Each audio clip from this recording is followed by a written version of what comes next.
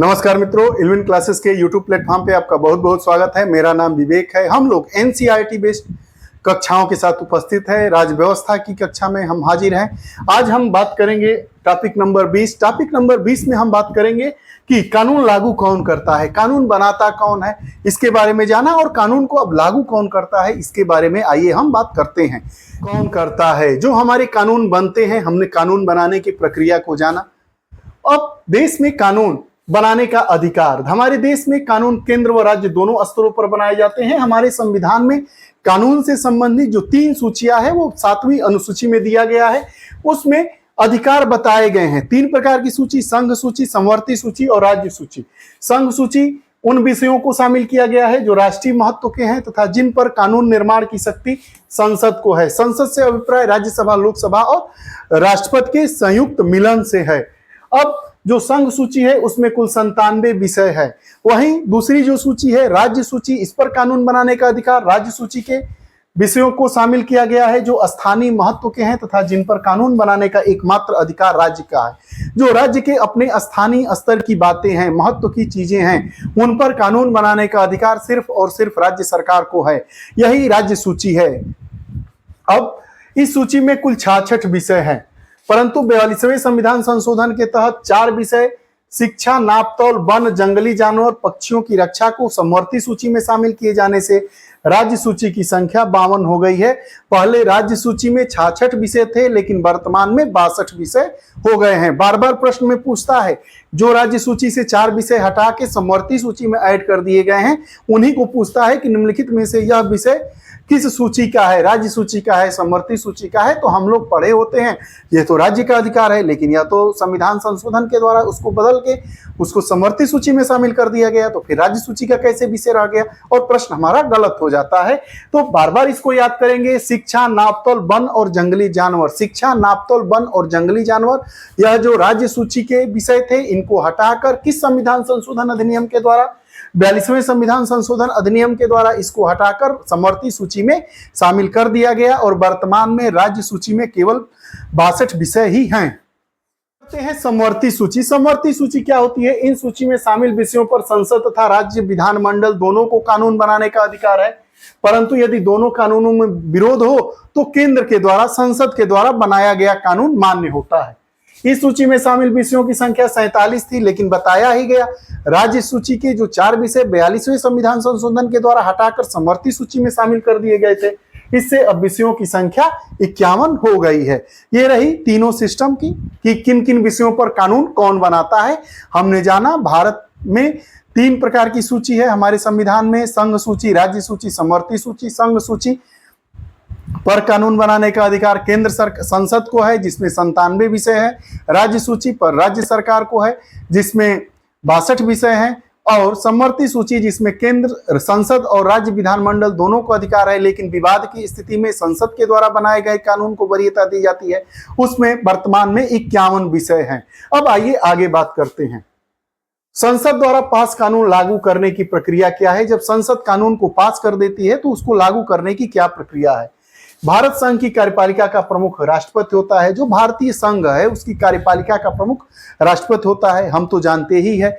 संघ हमारे संविधान के अनुच्छेद 1 में कहा गया है कि इंडिया, जो कि भारत है, राज्यों का संघ होगा। India that is Bharat shall be A union of state, हमारे कॉन्स्टिट्यूशन का आर्टिकल नंबर 1 है। तो यह उसका कर्तव्य है कि वह संसद द्वारा पास किए गए कानूनों को लागू करे, क्योंकि संघ सरकार द्वारा जारी किए गए सभी आदेश राष्ट्रपति के नाम से ही होते हैं। संघ सरकार द्वारा जितने आदेश होते हैं सब राष्ट्रपति के ही नाम से होते हैं और राष्ट्रपति का यह कर्तव्य होता है कि उनको लागू करे। अब संविधान में राष्ट्रपति को उसके कार्यों में मदद तथा सलाह देने के लिए एक मंत्रिपरिषद की व्यवस्था की गई है और मंत्रिपरिषद द्वारा किए गए सभी फैसलों से प्रधानमंत्री राष्ट्रपति को अवगत कराता है। ये हम लोग पढ़ चुके हैं। राष्ट्रपति की बात करते हैं तो भारत के राष्ट्रपति को संघ सरकार के सभी उच्च अधिकारियों को नियुक्त करने तथा उसे हटाने की शक्ति प्राप्त है। राष्ट्रपति ही प्रधानमंत्री की नियुक्ति करता है और प्रधानमंत्री की सिफारिश पर अन्य मंत्रियों की भी नियुक्ति राष्ट्रपति के द्वारा ही किया जाता है। संघीय क्षेत्रों का प्रशासन राष्ट्रपति के प्रत्यक्ष नियंत्रण में होता है। राज्य का मुखिया होने के नाते वह राजदूत भी नियुक्त करता है। राष्ट्रपति को क्षमा दान करने का अधिकार होता है। राज्यपाल क्षमा दान नहीं कर सकता है। भारत में सिर्फ और सिर्फ क्षमा दान की शक्ति राष्ट्रपति के पास ही है। कोई भी धन विधेयक राष्ट्रपति की बिना सिफारिश के संसद में पेश नहीं किया जा सकता है। वह भारत की संचित जो निधि होती है से आकस्मिक खर्चों के लिए धन स्वीकृत करता है। राष्ट्रपति के पास बहुत अधिकार है। राष्ट्रपति तथा मंत्रिपरिषद की आइए बात करते हैं। जो राष्ट्रपति होता है अपनी सभी शक्तियों का प्रयोग प्रधानमंत्री तथा मंत्रिपरिषद की सलाह पर करता है। ऐसा नहीं है कि राष्ट्रपति अपनी सभी शक्तियों का प्रयोग अपने विवेकाधीन शक्तियों के तहत ही कर ले। नहीं, राष्ट्रपति अपनी लगभग सभी शक्तियों का प्रयोग प्रधानमंत्री और उसकी मंत्रिपरिषद की सलाह पर करता है। और यह भी कहता है कि राष्ट्रपति प्रधानमंत्री की सलाह पर ही अन्य मंत्रियों की नियुक्ति भी करता है। मंत्रियों की श्रेणियों को 3 वर्गों में बांटा गया है। आइए इस पर भी बात कर लेते हैं। श्रेणियां मंत्रिमंडलीय या कैबिनेट स्तर के मंत्री, राज्य मंत्री और उप मंत्री। प्रमुख निर्णय मंत्रिमंडल द्वारा लिए जाते हैं, जिन्हें मानना सभी मंत्रियों के लिए बाध्यकारी होता है। जो कैबिनेट निर्णय ले लेगा उसको सभी मंत्रियों को और सभी विभागों को मानना बाध्यकारी होता है। मंत्रिमंडल प्रायः सप्ताह में 1 बार बैठक होती है। जो व्यक्ति मंत्री पद के लिए चुना जाता है उसके लिए राज्यसभा अथवा लोकसभा का सदस्य होना आवश्यक है। जो भी मंत्री बनेगा, या तो हम जानते हैं कि केंद्र का मंत्री बनेगा तो या तो राज्यसभा का सदस्य हो या लोकसभा का सदस्य हो। अगर सदस्य नहीं रहते हुए भी उसको मंत्री पद दे दिया गया है तो 6 माह के अंदर उसे किसी न किसी सदन का सदस्य होना चाहिए, अन्यथा मंत्री पद चला जाएगा। आगे कोई बाहर का व्यक्ति भी 6 माह की अवधि के लिए मंत्री नियुक्त किया जा सकता है, परंतु इस अवधि के दौरान उसे स्वयं राज्यसभा अथवा लोकसभा का सदस्य बनना आवश्यक होता है। नोट, प्रधानमंत्री स्वयं लोकसभा का सदस्य होता है, साथ ही उसके अधिकतर मंत्री भी लोकसभा के सदस्य होते हैं। मंत्रिपरिषद की कार्यप्रणाली की बात करते हैं तो मंत्रिपरिषद के सभी मंत्री प्रधानमंत्री के नेतृत्व में आपसी सहयोग से काम करते हैं। प्रधानमंत्री सहित सभी मंत्री लोकसभा के प्रति उत्तरदायी होते हैं। पूछा जाता है कि जो मंत्री होते हैं, मंत्रिपरिषद सामूहिक रूप से किसके प्रति उत्तरदायी होती है? बार बार प्रश्न पूछा जाता है कि जो मंत्रिपरिषद होती है सामूहिक रूप से किसके प्रति उत्तरदायी होती है? तो मंत्रिपरिषद सामूहिक रूप से लोकसभा के प्रति उत्तरदायी होती है। अब प्रायः मंत्रिपरिषद में 60 सदस्य होते हैं, जिनका दिन प्रतिदिन के प्रशासनिक विषयों के लिए नियमित रूप से मिलना संभव नहीं होता है। अतः कार्यों को शीघ्रता से निपटाने के लिए केंद्रीय सरकार के विभाग विभिन्न मंत्रियों के सुपुर्द कर दिए जाते हैं। अब चूंकि इतना मंत्रालय होता है और सभी एक साथ मिलकर काम नहीं कर सकते हैं, एक साथ बैठकर सहमति नहीं बनाई जा सकती है, इसलिए जितने कार्य हैं उनको अलग अलग मंत्रालयों में बांट दिया जाता है और अलग अलग मंत्रालयों के मंत्री बना दिए जाते हैं। गृह मंत्रालय, रक्षा मंत्रालय, विदेश मंत्रालय, रेल मंत्रालय आपने देखा है। मंत्री भारत का प्रधानमंत्री लोकसभा का नेता होता है और प्रधानमंत्री की सलाह पर राष्ट्रपति मंत्रिपरिषद के सदस्यों की नियुक्ति और निष्कासन करती है। प्रधानमंत्री कहेगा कि अमुक मंत्री को हटा दीजिए, राष्ट्रपति तुरंत उसको निष्कासित कर देगा। प्रधानमंत्री कहेगा कि ये जो लोकसभा या राज्यसभा के सदस्य हैं इनको आप मंत्री बना दीजिए, तो राष्ट्रपति उसको मंत्री बना देगा। लेकिन ध्यान रहे, किसी भी, चाहे वो राज्य विधानमंडल हो चाहे संघ का केंद्र का मंत्रिपरिषद हो, मंत्रियों की अधिकतम संख्या प्रधानमंत्री को लेकर 15% से अधिक नहीं हो सकती है। प्रधानमंत्री सरकार का नेता माना जाता है और सरकार की सफलता और विफलता का बोझ प्रधानमंत्री के कंधों पर होता है। लोक सेवा की बात करते हैं। मंत्रिमंडल मुख्य विषयों तथा नीतियों के विषय में निर्णय लेता है, परंतु उन्हें लागू करने का कार्य संबंधित मंत्री का होता है। जो नीतियां होती है उनको लागू करने का काम कौन करेगा? तो संबंधित मंत्री। अगर रेल विभाग का कोई निर्णय होगा तो रेल मंत्री लागू करेंगे। विदेश मंत्रालय का कोई काम होगा, विदेश मंत्री लागू करेंगे। मंत्री अपने मंत्रालय के लिए नीतियां बनाता है तथा दिशा निर्देशन करता है। बाकी कार्य लोक सेवकों के द्वारा किया जाता है।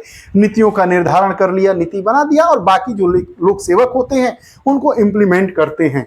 ये लोक सेवक आम भाषा में सरकारी कर्मचारी कहलाते हैं, जो कानूनों को जन जन के स्तर पर लागू करते हैं। अर्थात कानून बनाने का कार्य हमारी संसद को है और लागू करने का काम किसको है? लोक सेवकों को है। लोक सेवक किसी भी राजनीतिक पार्टी से संबंधित नहीं होते हैं और इनको किसी भी नीति अथवा कानून को लागू करने में निष्पक्ष समझा जाता है। जो लोक सेवक होते हैं वो किसी भी पार्टी के या किसी भी राजनीतिक दल से संबद्ध नहीं होते हैं। तटस्थ रहते हुए जिसकी सरकार होगी और उस सरकार के द्वारा बनाई गई नीतियों को लागू करेंगे, ऐसा माना जाता है और ऐसा देखा भी जाता है और ऐसा होता भी है। करने के लिए एक बहुत बड़ी संख्या में लोक सेवकों की भर्ती संघ लोक सेवा आयोग द्वारा लिखित परीक्षा एवं साक्षात्कार के माध्यम से की जाती है। संघ लोक सेवा आयोग की भर्ती की जाती है। इस पर भी हम बात करेंगे कि भारत में 2 प्रकार की केंद्रीय सेवाएं होती है। एक संघ लोक सेवा आयोग में किस किस प्रकार की नौकरियां होती है, आईएएस कौन होते हैं, आईएफएस कौन होते हैं, केंद्रीय सेवा किसे कहते हैं, विदेश सेवा किसे कहते हैं, कितने प्रकार की भारत में सेवाएं होती हैं, ये लोक सेवक अगर चुन लिए जाते हैं उसके बाद कहाँ कहाँ अपनी सेवा देते हैं। बहरहाल ये रही पूरी बात, लेकिन उसके बाद हम जान लेते हैं जो बार बार पूछा जाता है महत्वपूर्ण तथ्य, संघ सूची, राज्य सूची और समवर्ती सूची। हमने जाना समवर्ती सूची में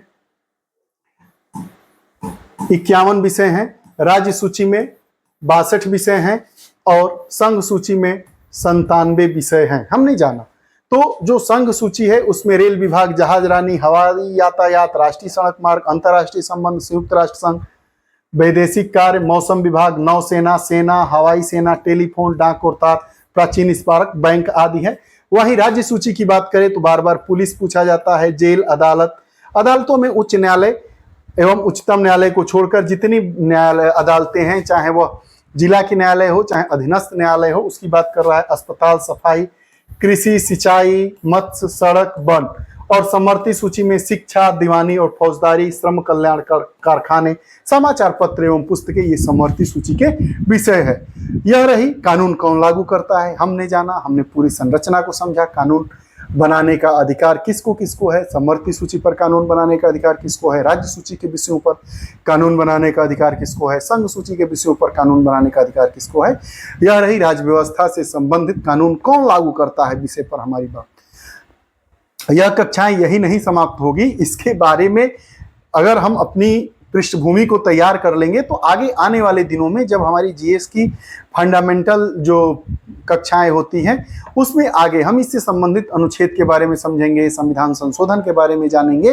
तब क्या रहेगा कि एक फ्रेम हमारे दिमाग में बना है, कानून कौन लागू करता है, संसद क्या होती है, संसद के अंग क्या होते हैं, मंत्रिपरिषद क्या होती है, कैबिनेट क्या होती है, कितने प्रकार के मंत्री होते हैं, उन मंत्रियों का काम क्या होता है, नियुक्ति होती है या मनोनीत होते हैं या चयनित होते हैं, इन सब के बारे में हमने अपनी एक मस्तिष्क में उपस्थिति दर्ज करा ली है, उसको स्थापित कर लिया है।